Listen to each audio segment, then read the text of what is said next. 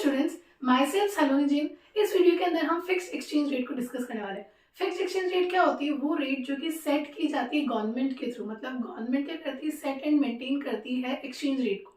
जो equilibrium exchange rate निकलती है मार्केट फोर्सेस से, उसको कम या ज्यादा कर देती है गवर्नमेंट। जब भी गवर्नमेंट ऐसा विश करती है कि हमें रेट को थोड़ा सा कम या ज्यादा करना है, तो गवर्नमेंट क्या करती है, आरबीआई के थ्रू उसको क्या करती है, रेट्स को चेंज कर देती है। उसी को हम बोलते हैं manage floating and dirty floating भी।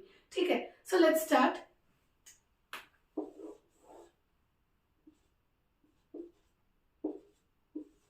यहाँ हमारे पास में एक्सचेंज रेट है एंड यहाँ पे हम ले रहे हैं demand and supply of US dollar. ठीक है, इक्विलिब्रियम रेट कैसे आएगी? ये हमारा डिमांड एंड सप्लाई जहां पे मिल रहा है वहां पे हमारे पास में इक्विलिब्रियम आ जाएगा एंड वो रेट हमारे पास में क्या आ जाएगी, इक्विलिब्रियम रेट।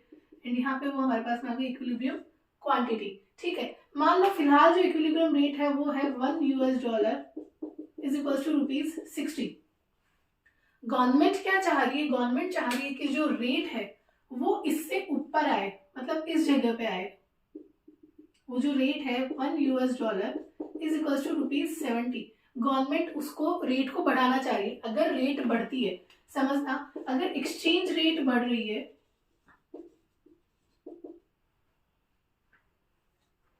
अगर एक्सचेंज रेट बढ़ रही है, ठीक है, एक्सचेंज रेट बढ़ने का मतलब क्या हो गया? पहले 1 यूएस डॉलर ₹60 के बराबर था, अभी 1 यूएस डॉलर गवर्नमेंट चाहती है कि ₹70 हो जाए।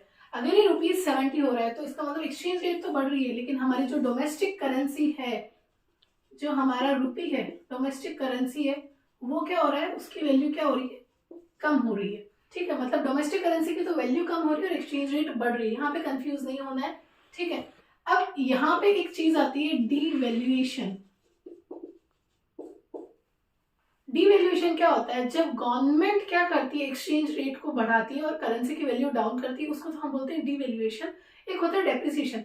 डेप्रिसिएशन के अंदर क्या होता है ना, मार्केट फोर्सेस जो है, डिमांड एंड सप्लाई, उसकी वजह से एक्सचेंज रेट हमारी क्या हो रही है, कम हो रही है, उसको तो हम बोलते हैं डेप्रिसिएशन। और जहां मार्केट फोर्सेस नहीं, गवर्नमेंट खुद इंटरवीन होकर एक्सचेंज रेट को बढ़ा रही है और वैल्यू कम कर रही है, उस केस के अंदर क्या हो जाता है, डीवैल्यूएशन बोलते हैं हम। अब देखो, यहाँ पे एक्सचेंज रेट बढ़ा रही है गवर्नमेंट, एक्सचेंज रेट बढ़ेगी कैसे? एक्सचेंज रेट कब बढ़ सकती है? जब क्या हो रहा है, हम क्या करें, डिमांड बढ़ाएं, किसकी, यूएस डॉलर की। हम यूएस डॉलर की अगर डिमांड बढ़ा देंगे, उस केस के अंदर क्या हो जाएगा ना, कि जब यूएस डॉलर की डिमांड बढ़ जाएगी तो अपने आप उसकी एक्सचेंज रेट हायर हो जाएगी। हम इसके अंदर करके देखते हैं। ये हमारा पहले ओरिजिनल डिमांड था। अगर हम डिमांड बढ़ाते हैं, D1 पे आते हैं, हमने क्या कर दिया, यूएस डॉलर की डिमांड बढ़ा दी, हमने डिमांड बढ़ाई तो एक्सचेंज रेट अब 70 हो रही है। ठीक है, लेकिन डीवैल्यूएशन तो हो गया एक बार का, इसका इम्प्लीकेशन क्या आएगा, मतलब इसकी वजह से क्या होने लग जाएगा? इसके इम्प्लीकेशन में क्या हो जाएगा कि एक्सचेंज रेट बढ़ी, यहाँ पे इसके इम्प्लीकेशन में क्या आ रहा है, एक्सचेंज रेट बढ़ी, एक्सचेंज रेट बढ़ के 60 से 70 हो गई। लेकिन जैसे ही एक्सचेंज रेट बढ़ेगी, उससे क्या हो जाएगा कि जो सप्लायर्स है वो डॉलर की सप्लाई बढ़ा देंगे। अब अगर वो सप्लाई बढ़ा रहे हैं तो उस केस के अंदर ये एक नया सप्लाई कर्व मिल गया। ठीक है, और नया सप्लाई कर्व मिलते ही वापस से एक्सचेंज रेट वहीं पे आ गई जहां पहले थी। मतलब क्या हुआ, एक्सचेंज रेट बढ़ी। एक्सचेंज रेट कैसे बढ़ी?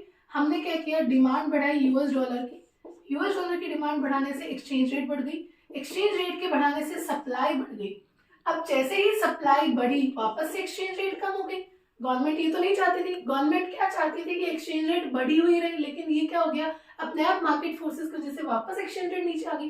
तो इस केस के अंदर क्या हो रहा है ना, जो गवर्नमेंट का मोटिव था वो यहाँ पे फेल हो रहा है। तो क्या करेगी गवर्नमेंट, जो ये एक्सेस सप्लाई हुई है, ये जो एक्सेस सप्लाई हुई है, इसको गवर्नमेंट खुद एब्जॉर्ब कर लेगी।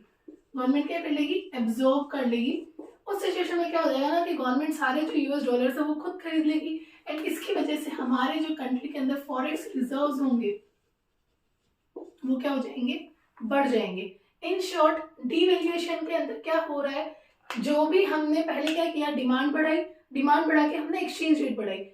मतलब हमने पहले यहाँ पे डिमांड बढ़ाई, उससे एक्सचेंज रेट बढ़ी, एक्सचेंज रेट बढ़ते ही सप्लाई बढ़ गई, सप्लाई के बढ़ते ही एक्सचेंज रेट फिर कम हो गई। इस एक्सचेंज रेट को वापस से नॉर्मल करने के लिए डिमांड को फिर से बढ़ा दी और हमने जो भी सारा फॉरेक्स रिजर्व था उसको क्या कर लिया, एब्जॉर्ब कर लिया। मतलब यहाँ पे ये वापस नीचे गया है, तो इसके लिए हम फिर से एक नई डिमांड कर देंगे और ये हमारा न्यू डिमांड कब हो गया, एंड वापस से जो गवर्नमेंट चाहती थी वहीं पे क्या आ जाएगा, हमारी एक्सचेंज रेट आ जाएगी। ठीक है, ये हमारे पास में हुआ डीवैल्यूएशन का केस। अगर इसको डायग्राम को ड्रॉ करना चाहते हैं तो आप ड्रॉ कर सकते हैं। इसके बाद में हम डिस्कस करेंगे रीवैल्यूएशन के अंदर क्या होता है। रीवैल्यूएशन के अंदर क्या है, जो हमारे पास में डिमांड एंड सप्लाई कर्व से जो भी इक्विलिब्रियम रेट निकलती है, उस केस के अंदर क्या हो रहा है, गवर्नमेंट क्या चाहिए, हमारा डिमांड कर्व है, ये सप्लाई कर्व है, ये इक्विलिब्रियम रेट निकल रही है और इक्विलिब्रियम क्वांटिटी। रीवैल्यूएशन के केस के अंदर क्या हो रहा है, जो एक्सचेंज रेट है उसको क्या कर रही है, कम कर रही है, एंड वैल्यू जो है, वैल्यू ऑफ डोमेस्टिक करेंसी, वो क्या हो रही है, हमारी बढ़ रही है। मतलब एक्सचेंज रेट फिलहाल $1 इक्वल्स टू ₹60 चल रहा है, एंड गवर्नमेंट चाहती है कि जो एक्सचेंज रेट हो वो कितनी हो जाए, $1 इज इक्वल्स टू ₹50 हो जाए।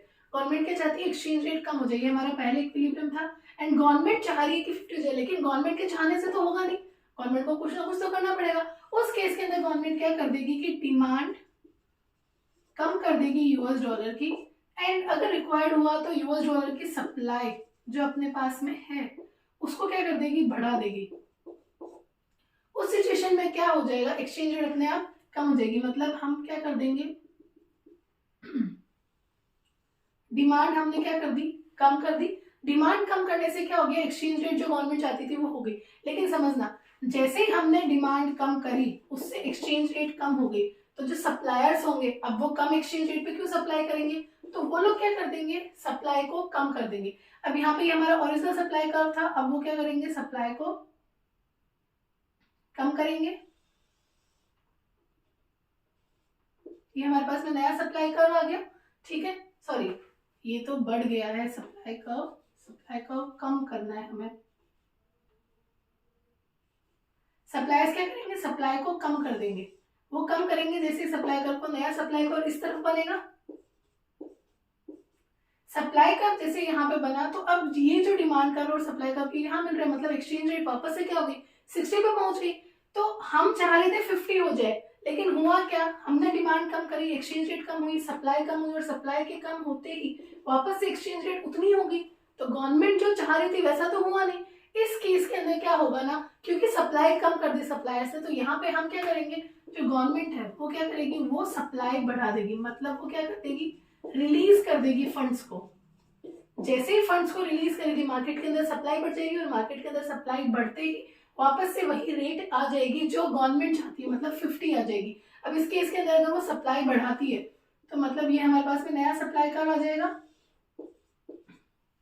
ये सप्लाई कहाँ से है, जो गवर्नमेंट ने दी है, ये सप्लाई कर्व आया। अब यहाँ पे इस केस के अंदर हमारे जो रेट हम चाहते हैं वो रेट हमें मिल गई। ठीक है, इस केस के अंदर क्या हो रहा है, हमारे फॉरेक्स रिजर्व्स कम हो रहे हैं, खत्म हो रहे हैं, रिलीज कर दिए हमने, तो फॉरेक्स रिजर्व्स हमारे क्या हो गए हैं, काफी कम हो जाते हैं, एंड इसको हम बोलते हैं revaluation.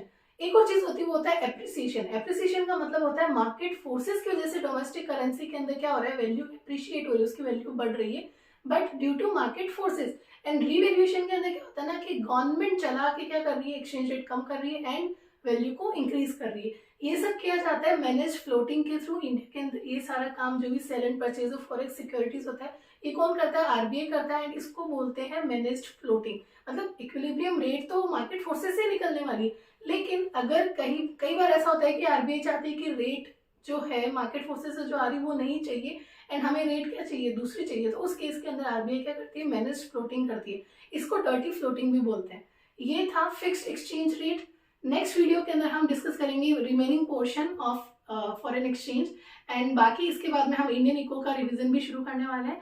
So get ready and all the best for your board preparations. अगर मेरा वीडियो अच्छा लगा हो तो please like, share and subscribe. That's it.